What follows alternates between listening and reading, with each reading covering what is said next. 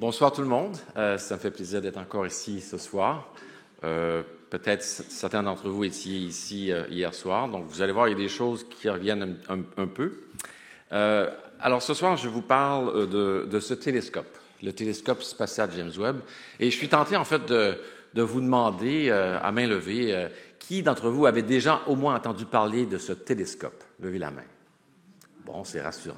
OK. Et pour ceux qui n'en ont pas entendu parler, je vais vous montrer qu'est-ce qu'il y en est. Alors, je vais vous parler de ce télescope. En fait, ce que je veux vous parler, le titre de ma conférence s'intitule « Les premières grandes découvertes ». C'est un télescope qui a été lancé le jour de Noël 2021. Un projet qui s'est échelonné sur une bonne vingtaine d'années, du moins pour moi. Et c'est à peu près la durée de vie, l'histoire de ce télescope.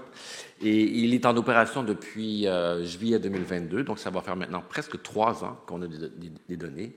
Et il y a eu, bien sûr, plein de découvertes. Et c'est ce que je vais vous raconter ce soir. Mais aussi vous raconter mon histoire. L'histoire aussi de l'instrument canadien. Vous allez voir, il y en a 4. Et vous allez voir comment ce projet-là s'est développé dans une perspective toute personnelle. Alors, le voici, tel qu'il est déployé dans l'espace. Évidemment, c'est une vue d'artiste, là, mais c'est une vue très représentative du télescope. Et c'est gigantesque. Hein, son miroir primaire fait 6,5 mètres et il est tellement gros qu'on n'a pas pu le lancer comme ça parce qu'il a un écran solaire qui le protège toujours du soleil, à peu près la taille d'un terrain de tennis. Et donc, il a vraiment fallu le replier sur lui-même. Et c'est une collaboration, bien sûr, entre la NASA, l'Agence spatiale européenne et le Canada. L'Agence spatiale européenne a contribué énormément, notamment le lanceur. Le télescope a été lancé par la fusée Ariane 5. Et aussi, les Européens ont contribué beaucoup au développement instrumental du télescope. Alors, c'est difficile de vous parler de Webb sans vous parler du télescope Hubble, qui est d'une certaine manière son prédécesseur. Donc, le télescope Hubble a vraiment révolutionné notre compréhension de l'univers. Il a littéralement réécrit les chapitres de l'astrophysique. Donc, on va faire certaines comparaisons. Et donc d'abord, on voit déjà ici, quand on voit le télescope Hubble près de la Terre, et effectivement, il est tout près de la Terre, il est seulement à 500 km de la Terre. On va le voir plus tard, le Webb, c'est très différent, il est beaucoup plus loin. Alors, d'abord, Webb est sensible à la lumière infrarouge. Donc, vous avez déjà vu un arc-en-ciel. Qu'est-ce que c'est un arc-en-ciel? C'est en fait des gouttelettes d'eau qui dispersent la lumière comme des prismes. Et la lumière blanche du soleil est dispersée dans ces 7 couleurs. En fait, un physicien, une physicienne va appeler un arc-en-ciel un spectre. Je vais y revenir plus tard parce que c'est un élément très important pour comprendre l'univers que de faire de la spectroscopie. Mais ce qu'il faut comprendre ici, c'est que votre œil voit la lumière visible, donc du violet jusqu'au rouge, mais il y a beaucoup de lumière. Il y a la lumière aussi au-delà. Donc, au-delà du violet, il y a l'ultraviolet. Ça, ce sont les rayons qui vous brûlent la peau l'été, lorsque vous restez trop longtemps au soleil. Au-delà de l'ultraviolet, il y a les rayons X, donc qu'on se sert beaucoup dans le milieu médical. Et au-delà, les rayons gamma. Et au-delà du rouge, il y a l'infrarouge. Ensuite, il y a les ondes radio. Alors, tout ça, c'est ce qu'on appelle, en jargon de physicien, physicienne, là, un spectre électromagnétique. Donc, la lumière, elle est là dans toutes ses couleurs. Et en fait, nous, physiciens, on va les coder par des longueurs d'onde. Donc, on va assimiler la lumière comme une onde, c'est une bonne approximation. On peut parfois imaginer aussi que ce sont des photons. Donc, on va leur assimiler une longueur d'onde. Donc, la lumière bleue aura des longueurs d'onde courtes et la lumière rouge des longueurs d'onde longues. OK. Alors, l'infrarouge, elle est sensible à la chaleur. Donc, par exemple, présentement, vous êtes chaud, vous êtes un corps chaud, n'est-ce pas? Et vous émettez beaucoup de radiation. Donc, tout corps qui a une température émet de la radiation. Donc, c'est juste qu'on ne peut pas vous voir, mais si on avait des yeux infrarouges et qu'on fermait les lumières, vous brilleriez dans le noir. Okay? Donc, ça, c'est un élément important à retenir, là, que l'infrarouge, c'est un peu de la chaleur. Et on va comprendre pourquoi c'est important pour explorer l'univers.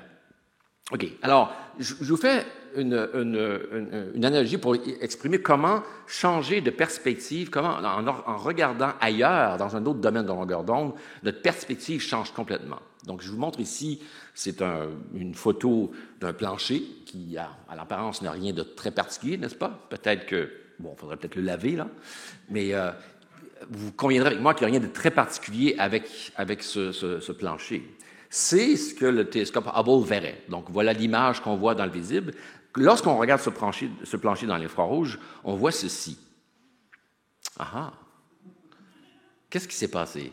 De toute évidence, il y avait quelqu'un sur ce plancher-là qui était nu-pied, qui a transmis sa chaleur au plancher, qui est parti, et là maintenant, qui a laissé sa chaleur sur le plancher. Cette chaleur-là émet de la radiation infrarouge, et avec des appareils appropriés pour détecter cette radiation-là, cette technologie-là n'a pas toujours existé. Elle existe depuis seulement vers la fin des années 90 à peu près là.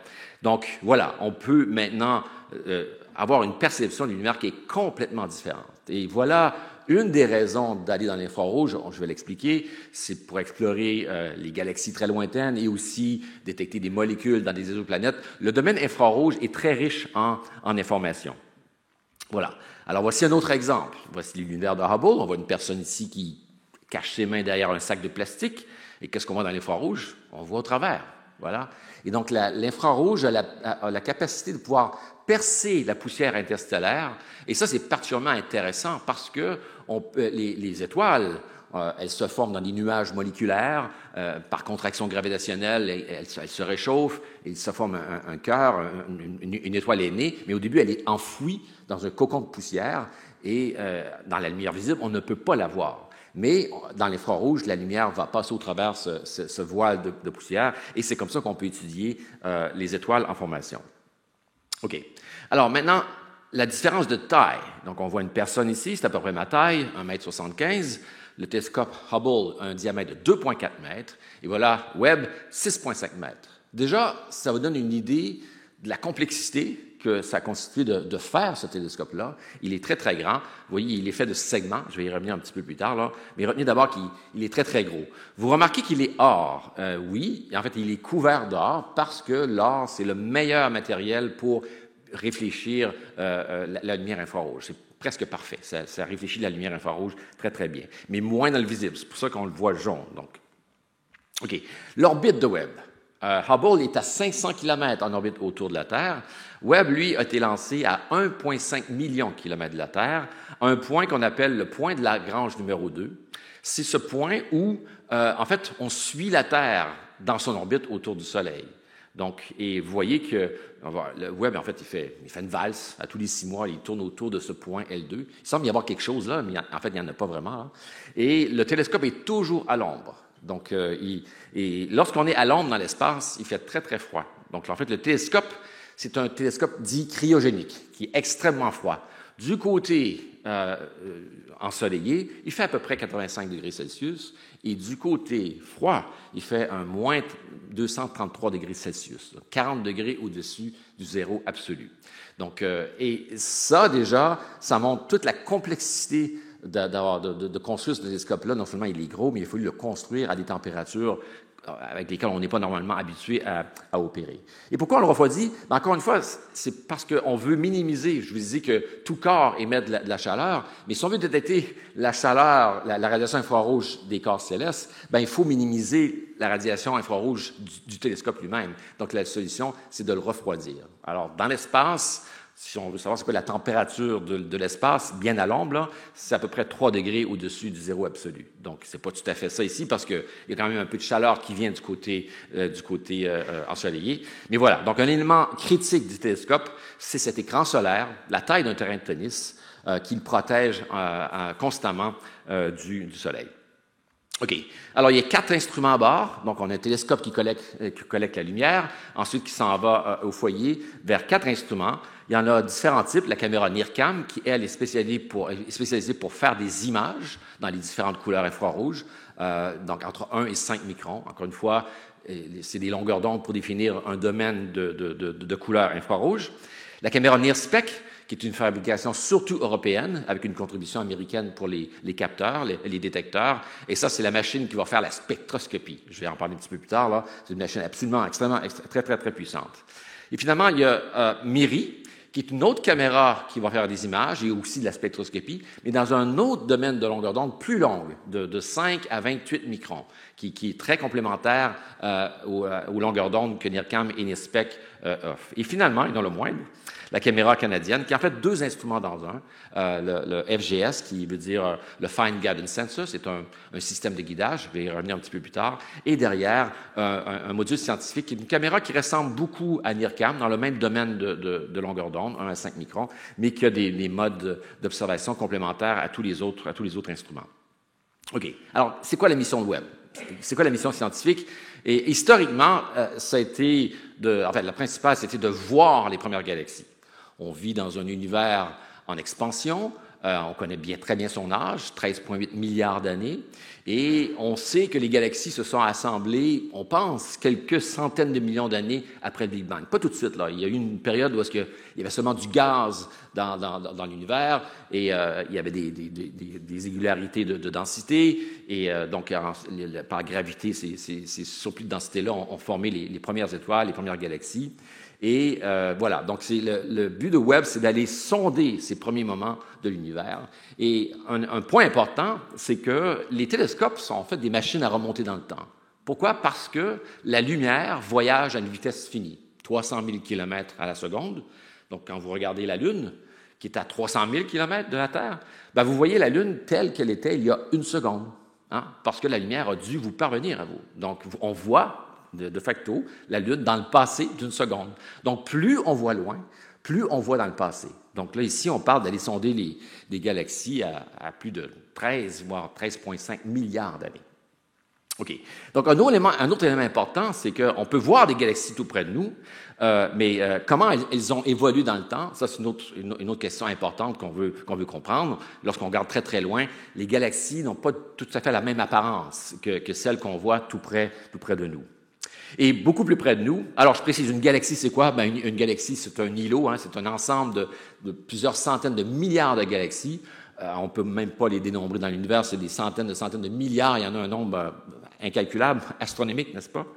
Alors, plus près de nous, dans notre galaxie, on s'intéresse aussi à comment se forment les étoiles et les planètes qui les entourent.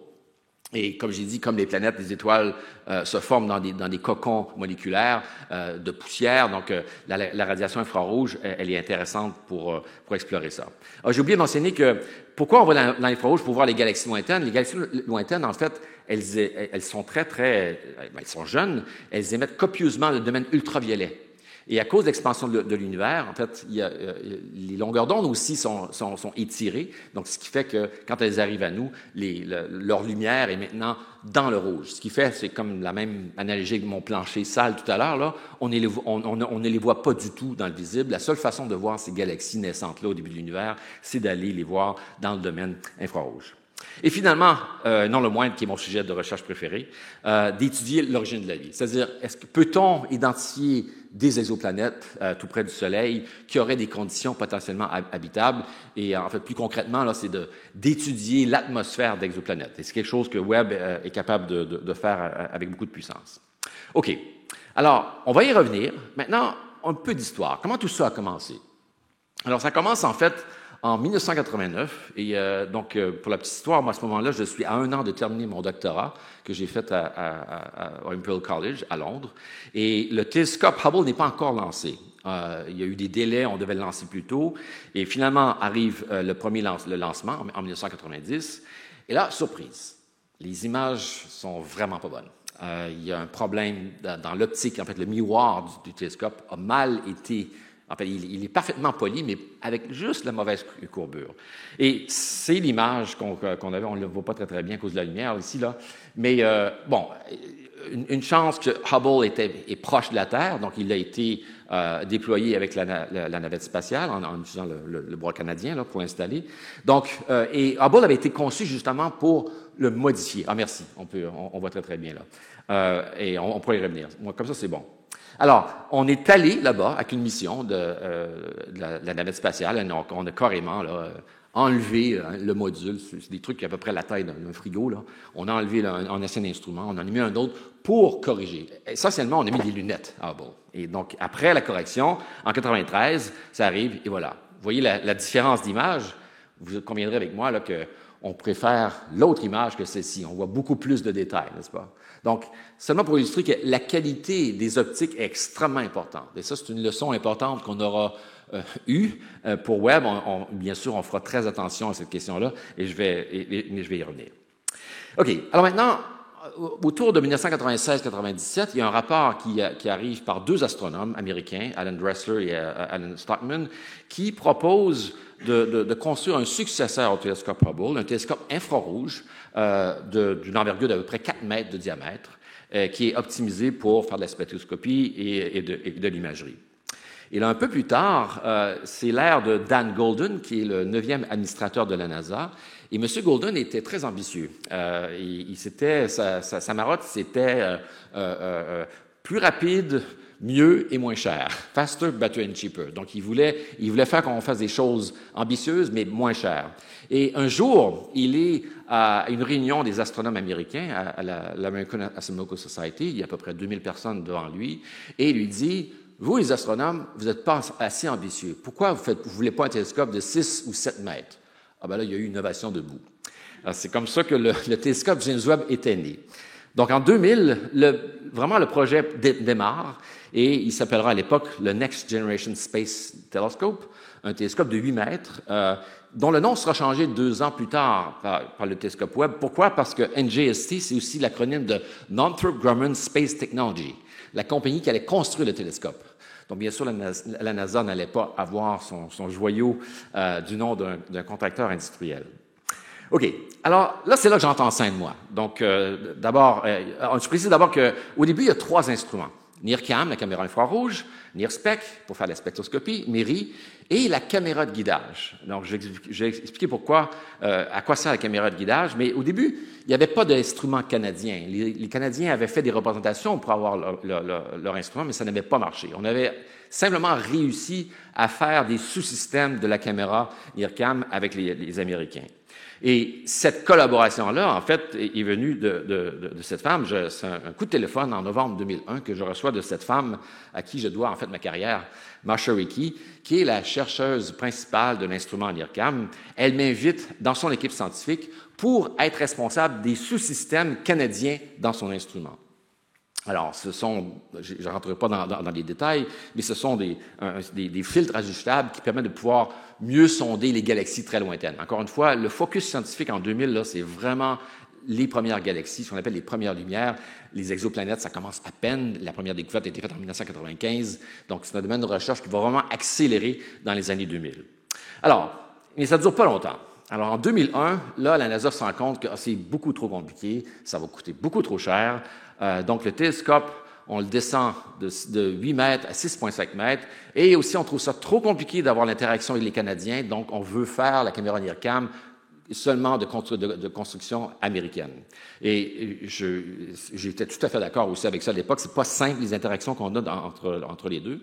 Et c'est là que je me suis rendu compte, à l'époque, il y avait mon collègue qui était le responsable du système de guidage. J'ai dit à John Hutchings, j'ai dit à John, les tunable filters qui étaient en NIRCam, on pourrait les faire dans un instrument ensemble en le mettant de l'autre côté de FGS. Et c'est comme ça qu'est né le Tunable Filter Imager, l'instrument canadien. Donc, aux victoires, le Canada avait son 4e instrument à bord de Webb. OK. Alors, voilà de quoi il a l'air. Donc, c'était le TFI. Encore une fois, c'est une caméra qui ressemble beaucoup à NIRCam, mais avec la capacité de pouvoir observer là, avec des fils à bande étroite pour sonder des galaxies très lointaines. Alors, maintenant, 2004, le projet avance et là, on se rend compte que le télescope est trop lourd. Le télescope est trop lourd et l'existence de TFI, le Tunable Filter Imager, est menacée. Pourquoi? Parce que l'instrument, on l'avait accepté, mais ce n'était pas quand même un instrument de première priorité. Donc, si on avait à choisir, c'était là qu'on se tournait. Et je vous montre cette photo ici de Phil Sibelhaus, qui était le gestionnaire du projet à l'époque.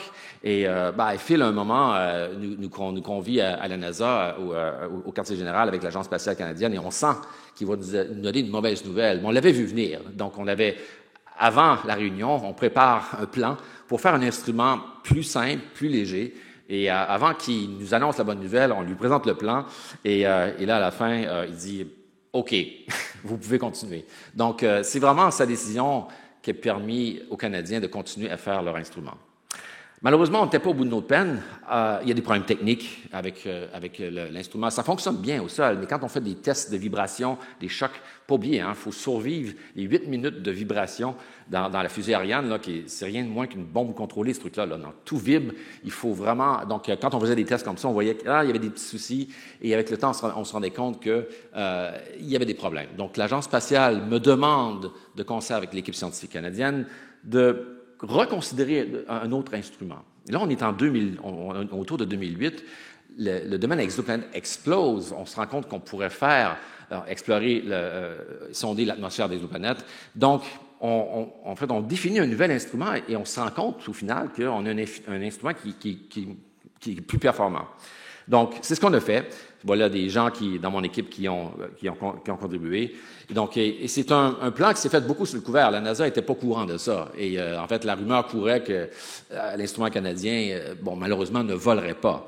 Et donc, finalement, c'est une date que je me rappellerai toujours, c'était le 9 juin 2011, où je présente le nouveau plan, la nouvelle reconfiguration de l'instrument qui amène des nouveaux modes d'observation. On va pouvoir observer des exoplanètes que les autres instruments ne peuvent pas faire. Donc, vraiment un instrument très complémentaire par rapport aux 3 autres qui existaient.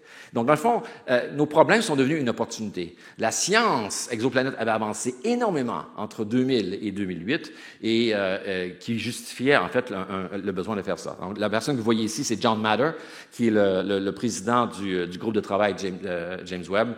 Donc, ça, c'est un groupe de travail c'est ce groupe-là qui définit les requis scientifiques et les besoins scientifiques. Et John en fait, c'est un prix Nobel de physique de 2009. OK.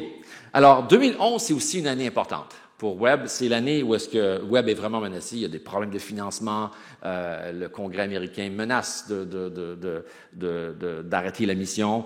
Finalement, la mission va continuer. Et là, en fait, arrive la première livraison des instruments. Le premier, ce sera avec Mary, le 31 juillet 2012. L'instrument canadien arrive à Goddard.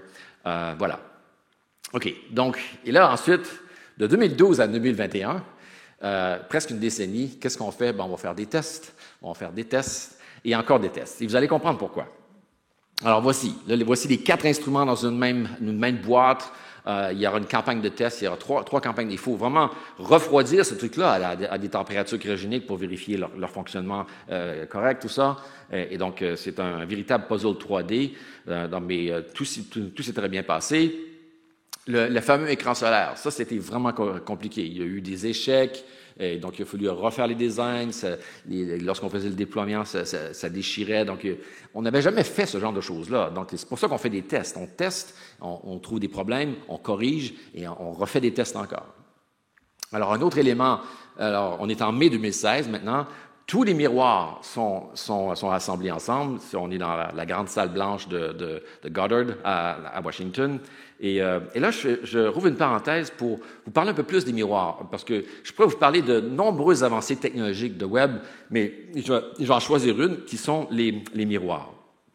Alors, d'abord, je vais reculer dans le temps pour voir... alors, dis-moi... Non, je ne vais pas dire dis-moi qui est la plus belle. Je vais dire dis-moi qui est le plus léger. Donc... Alors, voici le miroir du télescope de 5 mètres, le télescope de Palomar, qui, pendant 50 ans, avant 1992, a été le plus grand télescope au monde.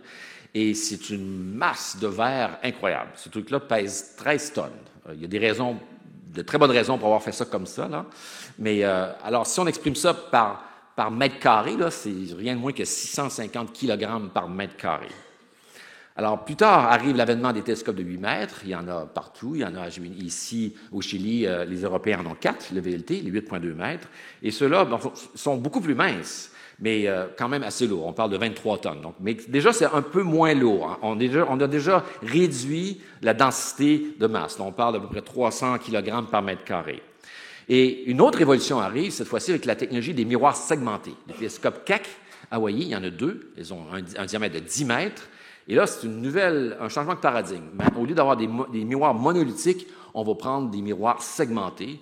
Et là, on permet de pouvoir descendre la masse de manière considérable. Et c'est vraiment ça qui a inspiré à faire Webb avec une technologie de miroir segmenté, parce que quand on envoie quelque chose dans l'espace, il faut vraiment minimiser la masse au maximum.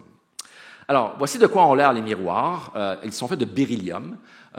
Pourquoi le beryllium? Parce que c'est un matériel très, très léger.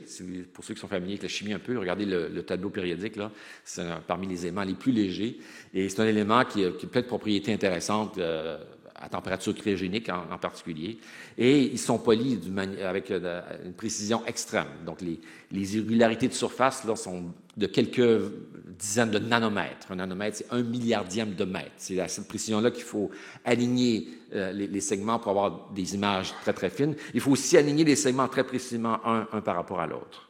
Et derrière, alors vous voyez, on a enlevé près de 90% de la masse pour vraiment les rendre plus légers. Et ce que vous voyez derrière, c'est une structure qui permet de pouvoir ajuster les miroirs. On peut les déplacer en piston, on peut les déplacer en rotation, en basculement, même changer un petit peu le rayon de courbure. Donc, il y a 7 moteurs derrière chaque miroir pour faire ça. Donc, x 18. Donc, c'est beaucoup de moteurs qui doivent fonctionner, bien sûr, à température cryogénique.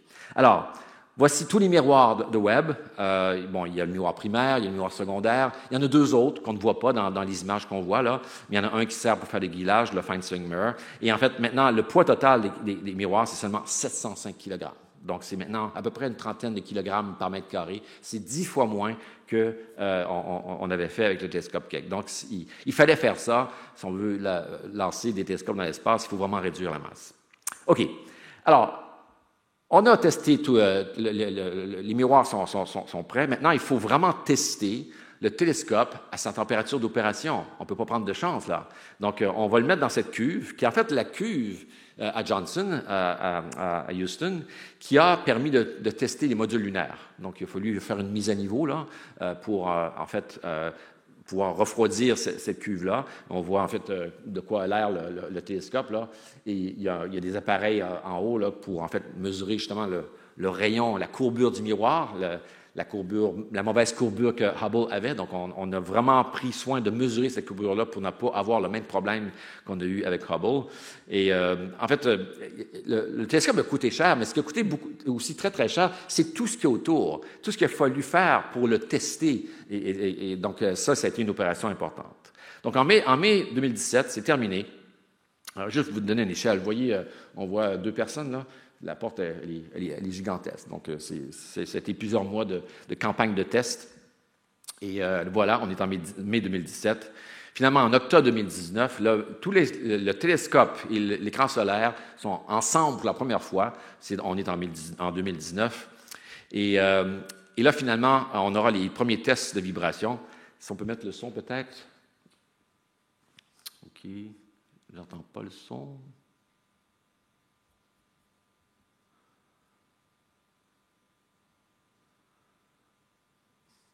Alors, bon, il y a moyen d'avoir le son. OK. Mais ce que vous voyez ici, c'est une vidéo qui montre comment on a fait les tests de vibration du télescope. Donc, il a fallu le déplacer dans un autre bâtiment. Et donc, pour ça, il a fallu le protéger. Il ne faut pas avoir aucune poussière sur le télescope. Et on le voit, là, en fait, il vibre un peu, là. Donc, ça n'a pas l'air aussi méchant qu'on peut imaginer, là, mais c'est quand même assez intense. Et aussi, bien sûr, on va faire une séquence de déploiement. On va vérifier que tout se passe normalement. Évidemment, toute cette procédure-là va se faire à distance. Et alors, finalement, tout s'est bien passé. OK. Donc, là, on est en août 2021. Donc, le télescope est maintenant dans sa configuration finale. C'est une grosse figure d'origami à 3D, là, pour finalement l'envoyer pour sa destination finale, qui, là, on est en Californie, et le télescope s'en va par bateau à travers le canal Panama à Kourou, en Guyane française, où sera lancé le télescope via Arianespace. Ça a été un secret, le parcours, parce qu'on avait peur aux pirates. Hein. Il y a quand même 10 milliards de dollars sur la mer. Là.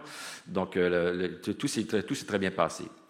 Alors, vous avez noté les dates. Hein. On est en 2021.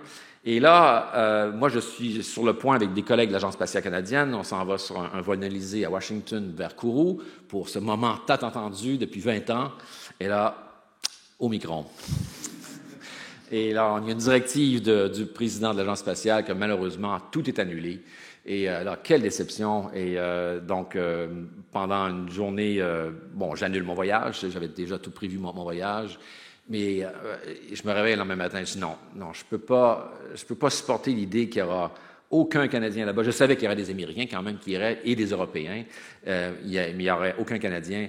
Je ne pouvais pas. Donc, bon, je n'étais pas un employé de l'Agence spatiale canadienne, donc j'ai pu, par mes moyens, partir vers Kourou. J'ai dû passer par Paris.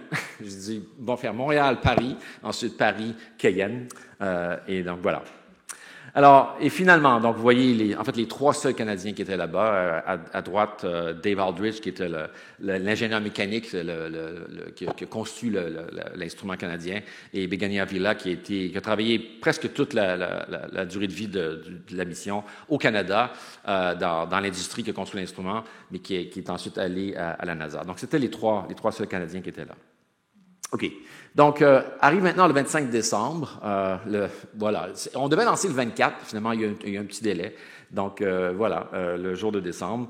Et donc, 5h30, je suis prêt. Donc, j'ai ma badge. Vous voyez, c'est écrit Toucan.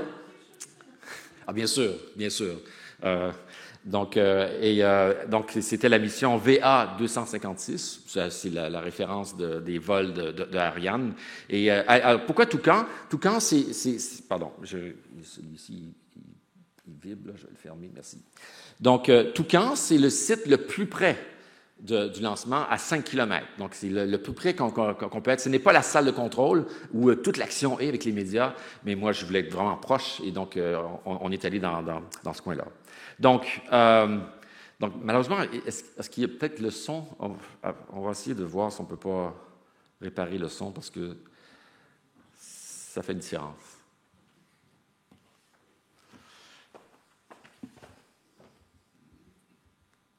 Ah, voilà. C'est pas mon ordi, comme vous pouvez voir.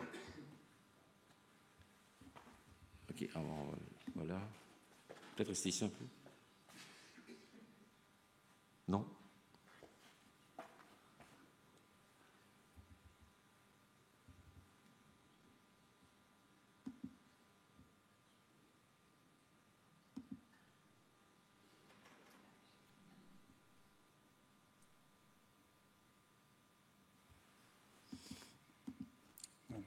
Bon, écoutez, en fait, je peux quand même vous le montrer. C'est le lancement du télescope. Évidemment, c'est pas ça que j'ai vu moi. Je vais le partir. C'est vraiment dommage parce que le son est vraiment important.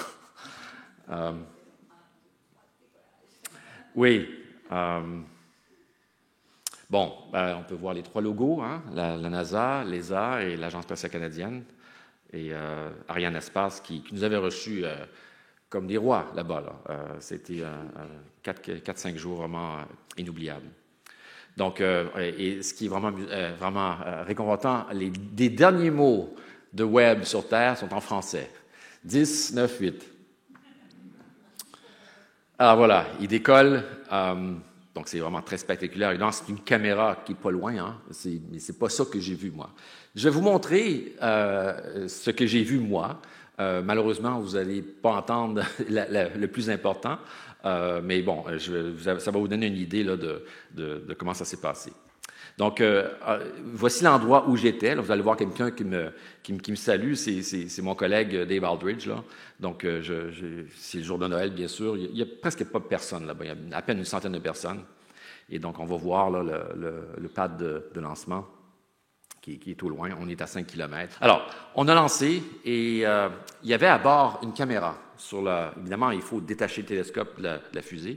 Il y avait une petite caméra qui a pris, qu'on a pu voir Webb nous dire au revoir. Et en fait, on a pu voir, ce qu'on voit ici, c'est les panneaux solaires qui se sont déployés. On n'était pas supposé de voir ça, mais c'est parce que le lancement était tellement parfait avec la fusée Ariane là, qu'on a pu voir la première séquence du déploiement du télescope qui suivra ensuite pendant 14 jours. Alors, je vous le montre de manière accélérée.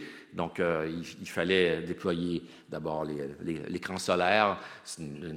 Ça a duré 14 jours. Il y avait à peu près 350 façons de manière que ça aille mal. Mais tout s'est bien passé sans anicroche. Et voilà, donc tout s'est bien passé. Donc, on est maintenant au début janvier. Et là, il y a une période de 6 mois qui est la mise en opération du télescope. Donc, le télescope va se refroidir passivement. et on va devoir aligner les miroirs. Donc, il se passe plein de choses. Et une date importante pour moi, le 9 février 2022, là, c'est le moment où on est prêt, toutes les équipes des instruments, on est prêt à allumer nos instruments. Il faut comprendre que les instruments ont été en hibernation pendant très longtemps, là, pendant de nombreuses années, presque 5 ans. De temps en temps, à différentes étapes des tests qu'on faisait, on vérifiait que les instruments étaient en vie. Mais c'est quand même un moment important. On allume les instruments et vont-ils s'allumer? Bon, et ils se sont allumés, comme vous vous en doutez très, très bien. Et donc, ce premier moment-là, on appelle ça les premières lumières. Donc, c'est le moment où on allume l'instrument, on regarde ce qu'on obtient. Et en fait, l'instrument avait été configuré dans un mode pour faire de la spectroscopie d'exoplanètes, là. Ben voilà l'image qui n'est pas très impressionnante, là, mais en fait, ça s'est avéré être les premières images spectroscopiques de Webb. Donc, à ce moment-là, le télescope fonctionne 24 heures sur 24. Toutes les équipes analysent les résultats et à chaque jour, on a une réunion, on présente nos résultats. Et par hasard, le 9 février, ben, c'était le jour de ma fête. Donc, voilà. Alors maintenant, le 28 avril, donc il faudra aligner les miroirs. Hein? Donc, on aligne les miroirs et arrive au moment où les images le télescope est complètement aligné, parfaitement bien. Et là, ça vous donne un peu une idée de quelle empreinte les instruments ont sur le ciel. Donc, vous avez NIRCam au centre, vous avez NIRSPEC à gauche, MIRI là-bas, et en bas, il y a deux instruments, le Fine Garrett Sensor, qui est en fait deux champs de vue, et NIRIS. Et à quoi sert la caméra de guidage? Ben, c'est que le télescope est tellement grand que lorsqu'on pointe un objet céleste, ben ça bouge un peu. Hein? Et donc, et comme l'instrument est très, très sensible, puis fait des images très, très fines, si on ne corrige pas ce mouvement-là, les images sont embrouillées. Donc, dans le télescope, il y a 4 miroirs. Il y en a un qu'on peut bouger, on peut basculer. Donc, ce qu'on fait, c'est qu'on sélectionne une image, une étoile qu'on voit. Disons que c'est une NIRCam qui observe, qui fait de la science. Et à côté, sur FGS, on prend une étoile. Et si le télescope bouge un peu, bien, on va voir l'image de l'étoile se déplacer. Donc, ce qu'on fait, c'est qu'on envoie un signal d'erreur. En fait, on mesure la position de l'étoile 16 fois par seconde et on envoie un signal de correction au miroir pour corriger le télescope légèrement. Donc, juste pour vous donner une idée de la précision de ce système de guidage-là, FGS est capable de détecter, en fait, il le fait maintenant, là. Webb est en train d'observer présentement. Donc, FGS est capable de détecter un mouvement angulaire équivalent à l'épaisseur d'un cheveu tel que vu à 1 km. Donc, peut-être que ça ne vous dit pas grand-chose, ça, là, mais une autre analogie, donc vous êtes ici à Bruxelles, il y a quelqu'un qui est sur l'édifice le plus élevé, et quelqu'un est à Vienne, à peu près à 1000 km d'ici. On va supposer que la Terre est plate, là. Ne me citez pas là-dessus. Et alors, imaginez que la personne à Vienne vous fait un clin d'œil et la personne à Bruxelles, en fait, va le voir. Donc, ça vous donne un peu une idée de la précision avec laquelle FGS doit guider les images pour avoir les images très, très fines qu'on voit. Donc, toutes les images que vous voyez, ben, c'est les Canadiens qui travaillent très, très fort, 16 fois par seconde, pour s'assurer que les images sont à la bonne place. Alors, voilà. Donc, ça, c'est la fonction non scientifique, mais non moins très critique pour le télescope lui-même. C'est le système de guidage. OK. Alors, mai 22. Donc, le télescope peut faire des selfies. On peut voir le miroir avec une lentille dans la caméra NIRCam. Et vous voyez, il y a un petit impact météoritique, là. Il y en arrive de temps en temps. On le savait et il n'y avait pas de surprise. Mais bon, quand on l'a vu, on dit « Ah, OK ». Mais la bonne nouvelle, c'est que la qualité des images, non seulement le rayon de courbure est parfait, on n'a pas eu le problème de Hubble, bien sûr, là, mais la qualité des images, elle est absolument parfaite. Elle est 2 fois meilleure que ce qu'on souhaitait, en fait. Donc, alors voici une image pour vous donner de l'amélioration que Webb nous a donnée sur les anciennes images. Donc, ce que vous voyez à gauche, c'est une image infrarouge obtenue avec le télescope Spitzer, qui est un télescope de 85 cm. Vous voyez le petit rond ici, là, à côté? Voilà, c'est ce qui se compare à la taille de Webb. Et en fait, la raison pour laquelle on aime les grands miroirs, c'est 2 choses. C'est pour collecter davantage de lumière, pour voir des objets faibles dans le cosmos, mais aussi pour avoir une meilleure finesse des étoiles. Donc, plus le télescope est grand, plus les étoiles apparaissent très, très, très, très, très fines. Donc, vous voyez, c'est la même scène ici. Donc, je pense que vous reconnaissez les 4 étoiles ici, là, mais vous voyez, il y a énormément plus de détails dans l'image de Webb, justement parce qu'il y a une plus grande surface collectrice et aussi les images sont intrinsèquement beaucoup, beaucoup plus fines. OK. Alors, arrive finalement le moment tant attendu, cette conférence de presse en juillet 2022, les toutes premières données. Et c'est un secret tellement bien gardé que, bon, à ce moment-là, moi, je suis à Baltimore avec toute l'équipe scientifique. Les données arrivent. Il y a un mois très intense qu'on analyse nos données. Et de temps en temps, le télescope se pointe quelque part pour faire les images qui allaient être révélées. C'était tellement un secret qu'on ne le savait pas nous-mêmes. Il y avait seulement quelques personnes dans toute l'équipe de James Webb qui savaient, pour des raisons de sécurité, on ne voulait pas vendre le scoop avant. Là. Alors voilà l'image qui a été présentée par Joe Biden lui-même, en fait la veille. Donc ce que vous voyez ici, c'est une image, c'est un amas de galaxies. Donc tout ce que vous voyez ici, ce sont des galaxies, chacune contenant à peu près plusieurs centaines de milliards d'étoiles. Et en fait, c'est un amas de galaxies. Et ce qu'on sait maintenant, c'est que les galaxies ont pas juste, les amas de galaxies n'ont pas juste de la matière normale. Il y a de la matière sombre entre les galaxies qu'on ne voit pas et qui n'interagit pas avec la matière connue, mais qui a une influence sur la gravité. Et ce que Einstein nous a appris, c'est que la lumière est défléchie par la gravité. Donc, ce qui se passe, c'est que l'amas de galaxies, imaginez, a plein de matière sombre, et ça agit comme une lentille gravitationnelle. Ce qui fait que si un objet en arrière-plan, une galaxie, derrière l'amas, il va vous apparaître un peu soit magnifié ou bien déformé. Donc, vous voyez plein de galaxies qui sont étirées en arc de cercle. Ben voilà, c'est la signature sans équivoque qu'il y a là une matière qu'on ne voit pas, c'est la matière sombre. Et donc voilà, et c'est une manière en fait de détecter des galaxies très, très, très lointaines. Donc c'est l'image la plus profonde jamais obtenue. Ça a été obtenu avec la caméra NIRCam, ici. OK. Plein d'autres, je vous en montre quelques-unes. Donc ici, vous voyez un ensemble de 5 galaxies. Il y en a 4 qui sont en interaction, donc elles entrent en collision à l'échelle de milliards d'années. Donc à gauche, on voit l'image de NIRCam. Vous voyez comment la perspective est différente avec MIRI, là. Donc, bien sûr, on détecte que c'est les mêmes scènes, mais notez la différence. Je ne sais pas si j'ai un pointeur ici, là. Peut-être pas, non. OK. C'est bon. Regardez à droite, là, il y a la galaxie du haut. En fait, on sait qu'au centre, il y a un trou noir dans cette région-là. Donc, MIRI nous permet d'aller mieux sonder les environnements très, très proches du trou noir supermassif qui est au cœur de ces galaxies-là. OK.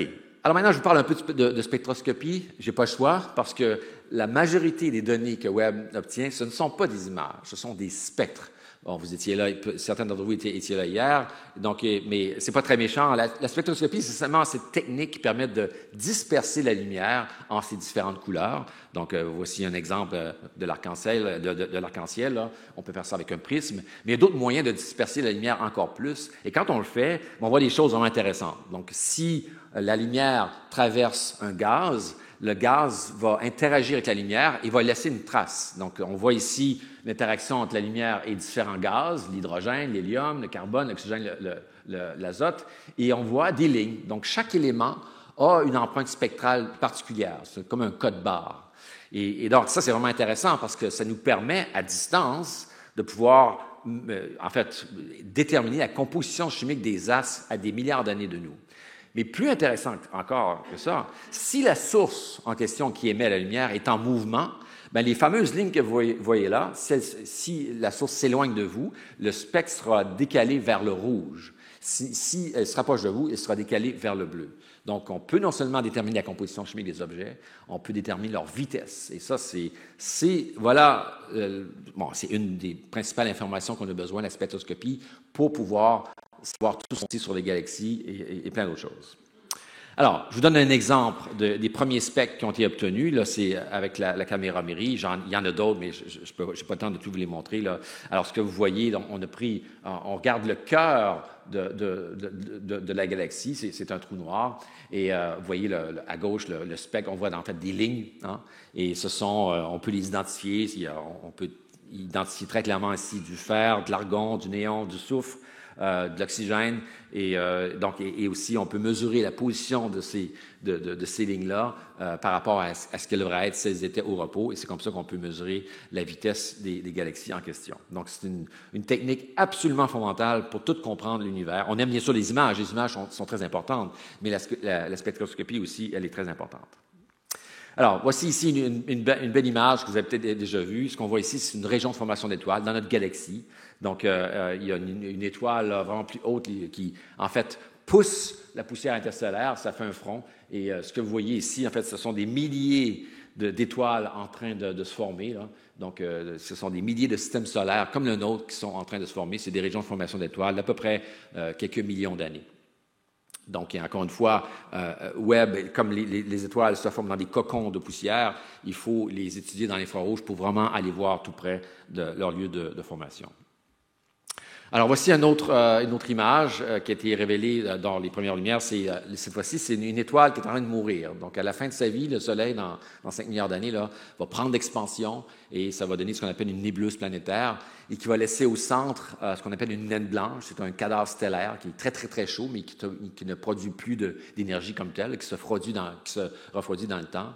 Et on voit toute la complémentarité ici entre les différents instruments, d'une part NIRCam, où est-ce qu'on semble voir une seule étoile au centre, et lorsqu'on regarde avec MIRI, tiens, il y en a un autre.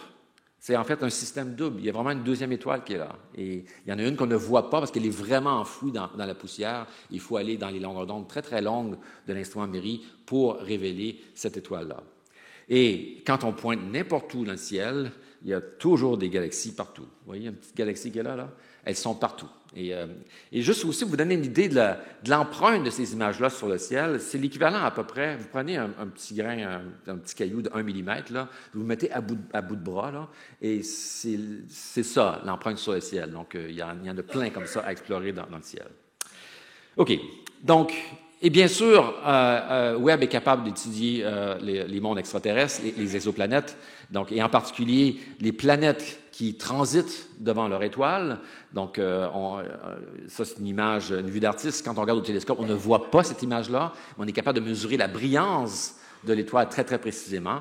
Et s'il y a une planète qui, par hasard, passe devant l'étoile, on va voir une baisse de luminosité. Plus la planète est grosse, plus la baisse sera importante. Et ça, on peut le mesurer très, très, très, très précisément avec un télescope qui est dans l'espace. Mais on peut faire mieux que ça, parce que si la planète a une atmosphère, bien, l'atmosphère va absorber certaines couleurs plus ou moins, ce qui va faire que dans certaines couleurs, la planète va paraître plus grosse ou plus petite. Donc, en mesurant la profondeur de luminosité à différentes couleurs, en jargon, on va dire, faire de la spectroscopie de transit, on peut ainsi, en fait, non seulement détecter une atmosphère d'exoplanète, mais en déterminer sa composition chimique. Donc, quand on a révélé les premières images le 12 juillet, il y avait les images de NIRCam, MIRI, et il y avait les données de l'instrument NIRISS qui est spécialisé pour faire ça, mais vous n'avez sûrement pas vu ça, parce que ce sont juste les images qu'on a vues. Mais voici les toutes premières images qu'on a eues de Webb. C'est une planète très, très chaude, qu'on appelle une planète Jupiter, à peu près la taille de Jupiter, mais très, très chaude. Elle est proche de son étoile. Et donc, on voit vraiment, ce sont des vraies données qui sont venues de l'instrument NIRISS. On voit la baisse de luminosité.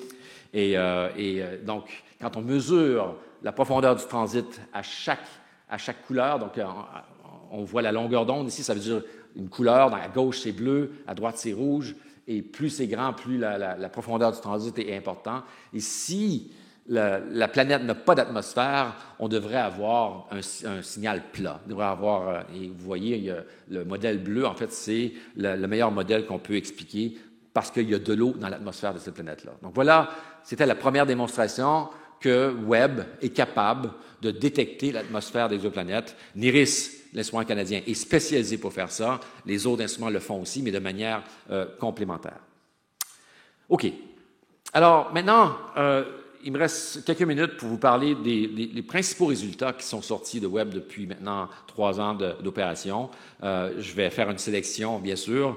Alors, ça, c'est assez récent, ça date de quelques mois. On a mis en évidence la galaxie la plus lointaine jamais répertoriée. Donc, voici son petit nom, là. On l'a d'abord identifié avec la caméra NIRCam. Et donc, d'abord, on regarde avec NIRCam dans différents filtres.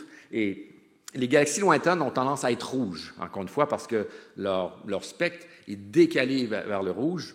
Et donc, on peut déjà avoir un indice qu'une planète est vraiment, pas une planète, mais une galaxie très, très rouge. Et ensuite, on l'observe avec l'instrument NIRSPEC, l'instrument européen, pour faire la spectroscopie et vraiment mesurer là, sa distance précisément. Et c'est ce qui a été fait par l'instrument NIRSPEC. Et bon, ça vous dit peut-être rien, là, mais ce qu'on voit là, c'est une galaxie qui a pas moins de seulement 300 millions, qui s'est formée 300 millions d'années après le Big Bang. Et ça, c'est une surprise.